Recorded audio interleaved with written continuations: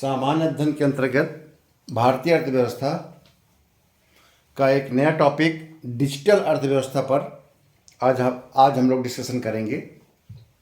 आजकल digital economy पर बहुत ज़्यादा बल दिया जा रहा है और इस समय भारतीय अर्थव्यवस्था का ये एक मूल घटक बन गया है डिजिटल अर्थव्यवस्था। डिजिटल अर्थव्यवस्था हमारे जीवन में पूरी तरह से व्याप्त हो चुका है और बिना इसके अब हमारी दिनचर्या प्रभावित हो जाती है, क्योंकि डिजिटल अर्थव्यवस्था का प्रारंभ इंटरनेट से होता है। अगर डिफाइन करने को कहता है तो हम इसको इस प्रकार डिफाइन करेंगे कि इंटरनेट एवं अन्य डिजिटल तकनीकों का प्रयोग कर व्यापार, आर्थिक गतिविधियों एवं संचार को संचालित किया जाना। आप डिजिटल अर्थव्यवस्था में इंटरनेट का प्रयोग किया जाएगा, अन्य डिजिटल तकनीकों का प्रयोग किया जाएगा और इनका प्रयोग करके हम व्यापार, आर्थिक गतिविधियाँ एवं संचार को संचालित करते हैं। आप देखिए, ये सभी चीज़ें हमारे रोज़मर्रा के जीवन को प्रभावित करते हैं। आर्थिक गतिविधियाँ, हमें कुछ भी सामान मंगाना होता है, मार्केट से मंगाना होता है, हमको इंटरनेट का प्रयोग करके डिजिटल टेक्निक के द्वारा, अपने मोबाइल के द्वारा हम चीज़ों को विभिन्न ई प्लेटफॉर्म से उसको हम परचेज करते हैं। संचार को संचालित करना, डिजिटल अर्थव्यवस्था के द्वारा हम विभिन्न प्रकार के कम्युनिकेशन करते हैं, एग्ज़ाम देते हैं, अपने मैसेज को भेजते हैं, मेल करते हैं और ये सब अर्थव्यवस्था को प्रभावित करता है। डिजिटल अर्थव्यवस्था में मुख्य रूप से सूचना प्रौद्योगिकी का प्रयोग किया जाता है। बिना इंफॉर्मेशन एंड कम्युनिकेशन टेक्नोलॉजी के डिजिटल इकोनॉमी अपना काम नहीं कर सकती। इस आईसीटी के माध्यम से ही हम व्यापार और सेवाओं का आसान एवं सुलभ तथा तेज बनाते हैं। देखिए, कितने कम समय में घर बैठे हम 10 से 15 मिनट के अंदर विभिन्न ई प्लेटफॉर्म से, ब्लिंकिट ऐप से या अन्य जगहों से हम तुरंत सामान मंगा लेते हैं। हम बैठे बैठे डिजिटल प्लेटफॉर्म के माध्यम से, डिजिटल इकोनॉमी के माध्यम से हम अपने सारे ग्रॉसरी का सामान घर मंगा लेते हैं। ये डिजिटल अर्थव्यवस्था का एक खूबसूरत पहलू है। डिजिटल अर्थव्यवस्था एक डेटा और तकनीक की प्लेटफॉर्म है। अब इसके अंतर्गत जब आप इसको विस्तार करेंगे तो इसके घटक लिखेंगे, इसके कौन कौन से फैक्टर्स हैं, कौन कौन से पार्ट हैं। नंबर 1 तो ई कॉमर्स है। इंटरनेट पर सामान और सेवाओं का क्रय विक्रय किया जाता है, ऑनलाइन शॉपिंग किया जाता है, पेटीएम, गूगल पे आदि के माध्यम से इसका काम होता है। E commerce. डिजिटल पेमेंट प्रणाली, डिजिटल माध्यम से पैसे के लेन देन होता है, UPI, internet banking, debit cards, इन सब का प्रयोग करते हैं। ऑनलाइन सेवाएं हर जगह पर है। शिक्षा का क्षेत्र पूरा ऑनलाइन सेवाओं के द्वारा है।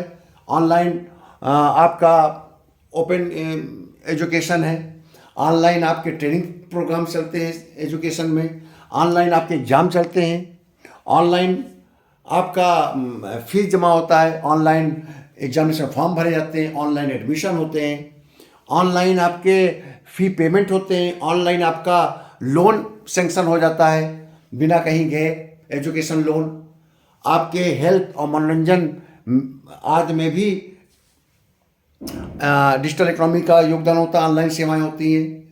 सरकारी सेवाएं सारी अब ऑनलाइन सुविधाएं हैं। आप देखिए, कोई भी डिपार्टमेंट होगा उसके ऑनलाइन सेवाएं जरूर होंगी। Online tender, online e procurement, online आपके customer services, online water charges, online income tax payment, online return. Digital सरकार के विभागों द्वारा डिजिटल प्लेटफॉर्म के माध्यम से नागरिकों को विभिन्न सेवाएं दी जा रही है। आपको बताया अभी डिजिटल सरकार हो गई है। आयकर रिटर्न देना है, आयकर हमारा कोई अगर निकल रहा है तो उसको हम पेमेंट कर सकते हैं ऑनलाइन। ड्राइविंग लाइसेंस हम ऑनलाइन ले सकते हैं। जल कर, विद्युत शुल्क, आपके ये सभी ऑनलाइन ही ऑनलाइन पासपोर्ट अप्लाई होता है। आईटी और टेलीकम्युनिकेशन, इंटरनेट सेवाएं, मोबाइल नेटवर्क, ब्रॉडबैंड कनेक्टिविटी जैसे डिजिटल अर्थव्यवस्था की बुनियादी ढांचा है, यह भी डिजिटल अर्थव्यवस्था में योगदान देता है। अन्य घटकों में मैंने और विस्तार से लिख दिया है। फिनटेक जैसे online banking, digital wallet, artificial intelligence, machine learning, ये सब डिजिटल अर्थव्यवस्था के पार्ट हैं। इनके माध्यम से काम करना आसान हो गया है। ऑटोमेटिक निर्णय ले सकते हैं, डेटा का विश्लेषण कर सकते हैं, डेटा एनालिसिस कर सकते हैं हम। आप साइबर सुरक्षा भी डिजिटल इकोनॉमी का है। साइबर सुरक्षा, साइबर सिक्योरिटी के बारे में बहुत से प्लेटफॉर्म तैयार किए गए हैं, बहुत से डेटा तैयार किए गए हैं, सिक्योरिटी फीचर्स रखे गए हैं। ये ऑनलाइन का एक आपका इकोनॉमी को बढ़ावा देता है।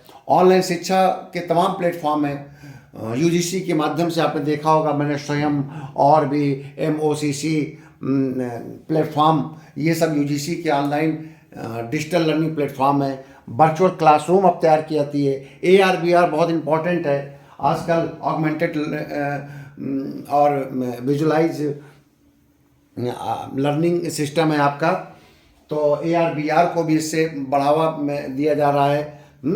और ये एक प्रकार का AR VR आपको एक वर्चुअल ऐसी पोजीशन में लेके जाता है जिससे ये लगता है कि वही व्यक्ति उसी रूप में आप काम कर रहे हैं। ये गेमिंग में जैसे काम आता है AR VR। आपका स्वास्थ्य सेवाओं में, आपके शिक्षा के डिजिटल अनुभव के लिए प्रैक्टिकली जो चीज़ें हम काम करते हैं उसको आप डिजिटलाइज माध्यम से उस चीज़ को आप करने का अनुभव प्राप्त करेंगे। तो ये AR VR भी आपका डिजिटल इकोनॉमी को आगे बढ़ाने का एक तरीका है। अब आता है भारतीय अर्थव्यवस्था में डिजिटल अर्थव्यवस्था का योगदान क्या है। तो देखिए कुछ फैक्ट आए हुए हैं। भारत सरकार की जो इलेक्ट्रॉनिक और सूचना प्रौद्योगिकी मंत्रालय है वो अपनी रिपोर्ट जारी करता रहता है डिजिटल अर्थव्यवस्था पर।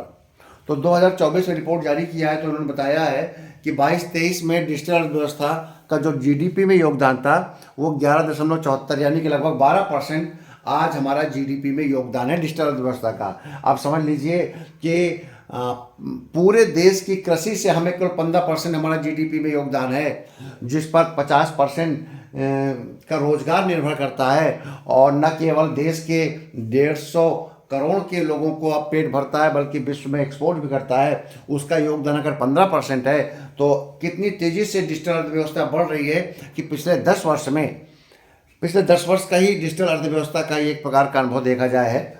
14-15 के बाद विस्तार इसने लिया है और कोरोना काल के बाद तो इसने अपना कई गुना इसकी वृद्धि की गई है।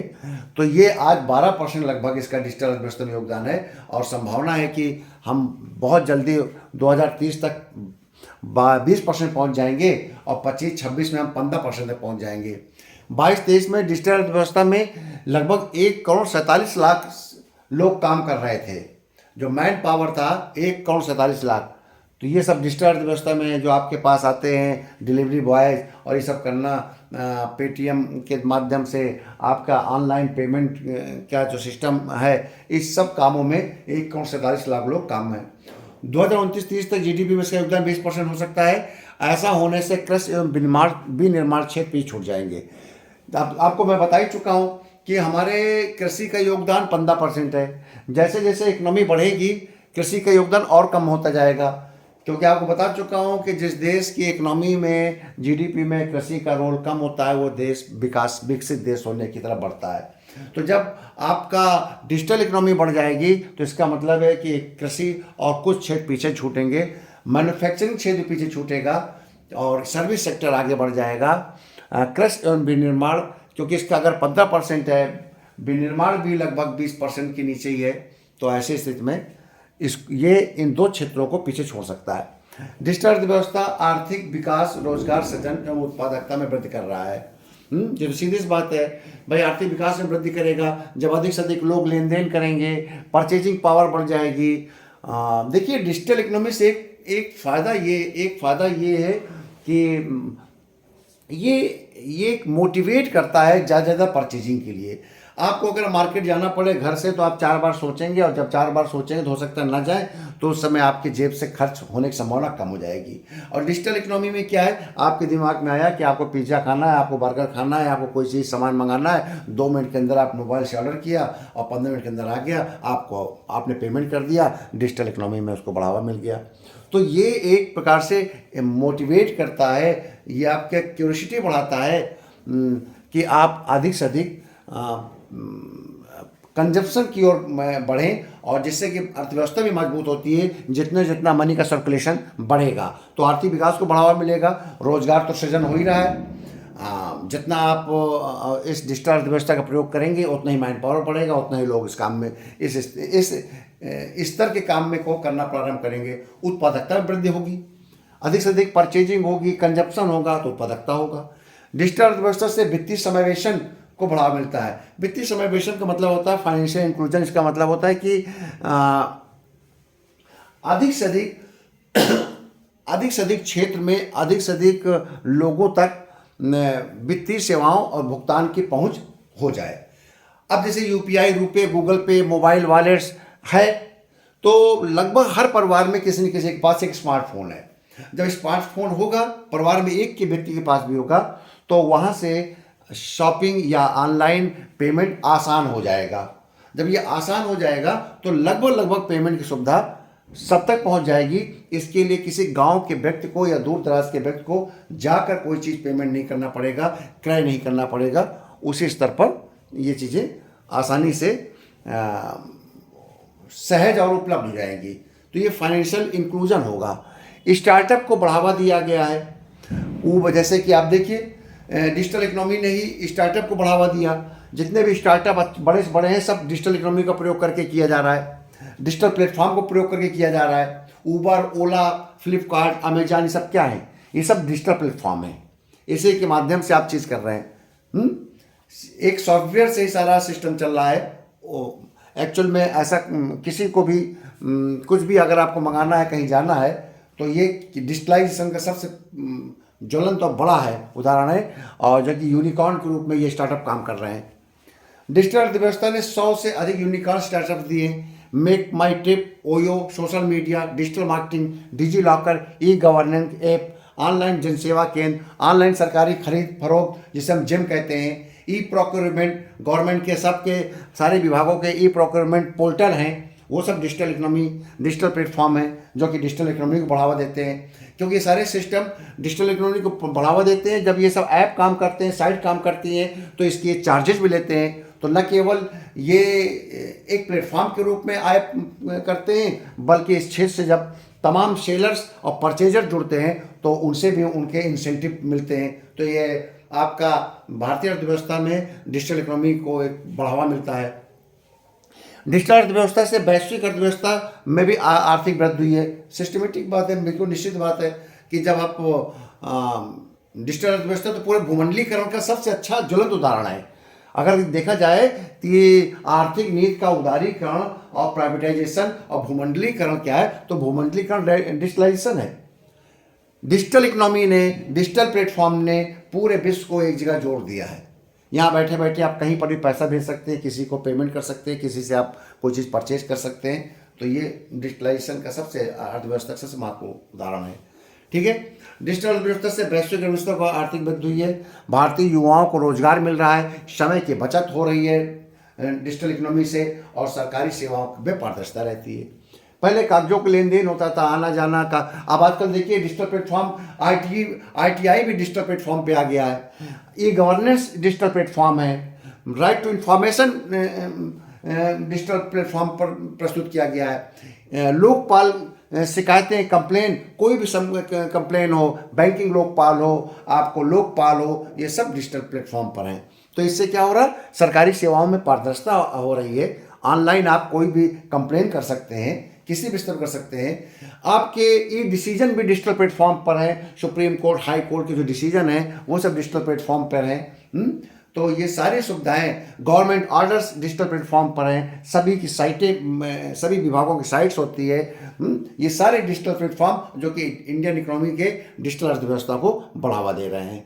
ठीक है, अब कुछ इससे कुछ नुकसान भी हो रहा है आपको डिजिटलाइजेशन से। जैसे एक डिजिटल डिवाइड अभी भी है। डिजिटल डिवाइड का मतलब कि वो सुविधाएं जो कि हिंदुस्तान के 80% लोगों के पास, 20% लोगों के पास है, 80% लोगों के पास नहीं है, तो 20% वाले ज़्यादा तेजी से प्रगति कर रहे हैं। जरूरी नहीं है कि ग्रामीण क्षेत्र में या कस्बे में हर घर में अगर 5 लोगों के पाँचों पास स्मार्टफोन हो सकता है कि 5 में से किसी के पास भी स्मार्टफोन ना हो। आज भी हमारे देश की एक बड़ी संख्या गरीबी रेखा के नीचे जीवन यापन कर रही है, तो सब पास स्मार्टफोन होने का जरूरी नहीं है। तो एक ये है कि डिजिटल डिवाइड अभी भी है। कोशिश किया जाए कि इस प्रकार की सुविधाओं हिंदुस्तान के प्रत्येक व्यक्ति तक पहुंच सके, जिससे कि डिजिटल अर्थव्यवस्था को और बड़ा योगदान मिले। साइबर सुरक्षा भी एक समस्या है। हमारे डेटा हैक हो रहे हैं, हमारे डेटा डिस्क्लोज हो जा रहे हैं, जिसके कारण बैंक खाते खाली हो जा रहे हैं, डिजिटल अरेस्ट बढ़ रहा है। तो डिजिटल एजुकेशन बढ़ाना चाहिए, साइबर एजुकेशन बढ़ाया जाना चाहिए, जिससे कि लोग जागरूक रहें और बहुत ही सावधानीपूर्वक आर्थिक लेन देन करें। डिजिटलाइजेशन के कारण पारंपरिक नौकरियां भी जा रही हैं। जो लोग हाईटेक नहीं हैं, जो लोग टेक्नोलॉजी के फ्रेंडली नहीं हैं, वो आपको डिजिटल इकोनॉमी में या डिजिटल प्लेटफॉर्म में काम नहीं कर पा रहे हैं, जिस कारण उनको नौकरी उनकी जा रही है। ठीक है, ऑनलाइन धोखाधड़ी ठगी बढ़ ही रही है। लेकिन इस सब के बावजूद, ये तो केवल बहुत छोटी समस्या है, इन सब के बावजूद डिजिटल अर्थव्यवस्था हिंदुस्तान की अर्थव्यवस्था को और $5 ट्रिलियन इकोनॉमी बनाने में एक महत्वपूर्ण योगदान दे रही है। और अगर ये 2029-30 तक इसका योगदान अगर 20% हो जाता है जीडीपी में, तो ये एक सबसे ज्वलंत और सबसे महत्वपूर्ण विकास का एक माध्यम बनेगा और एक नए सेक्टर के रूप में इसका जन्म हो जाएगा। जैसे अब हम जानते हैं, आज primary sector, secondary sector, tertiary sector, 3 sector है। प्राइमरी सेक्टर में कृषि आता है और बागवानी और फॉरेस्ट्री आती है। सेकेंडरी सेक्टर में उद्योग और मैन्युफैक्चरिंग सेक्टर आता है। और टर्शरी यानी कि तृतीयक क्षेत्र में हमारा आता है सेवा क्षेत्र, बैंकिंग हो गई, बीमा हो गए, कोई भी एडवाइजिंग काम है, इंश्योरेंस है, आपका डेटा लिस्ट है, आपका डिजिटल इकोनॉमी है, किसी प्रकार की सर्विसेज हैं। ये सारी चीज़ें पेटीएम, गूगल, ऑनलाइन प्लेटफॉर्म, ये जो भी artificial intelligence, ICT, information communication technology, जो भी सेवाएं आती हैं, जो एडवाइजिंग, वकालत, आपका डॉक्टरी, आपके engineering services, technological services, law फर्में, ये सब सर्विस सेक्टर के आते हैं। तो दिन पर दिन इनका क्षेत्र बढ़ता जा रहा है। तो मुझे विश्वास हो रहा है कि आप लोग को अब डिजिटल अर्थव्यवस्था के बारे में अच्छी जानकारी हो गई होगी। आप इसके घटकों की व्याख्या कर सकते हैं, अर्थव्यवस्था में इसके योगदान का विश्लेषण कर सकते हैं, कुछ आलोचनाएं कर सकते हैं। निष्कर्ष में आप जरूर कहिएगा कि डिजिटल अर्थव्यवस्था एक बहुत बड़ा गेम चेंजर होगा भारतीय व्यवस्था में, और $5 ट्रिलियन इकोनॉमी बनाने में भारत ये जो डिजिटल इकोनॉमी है अपना एक बहुत बड़ा योगदान करेगा।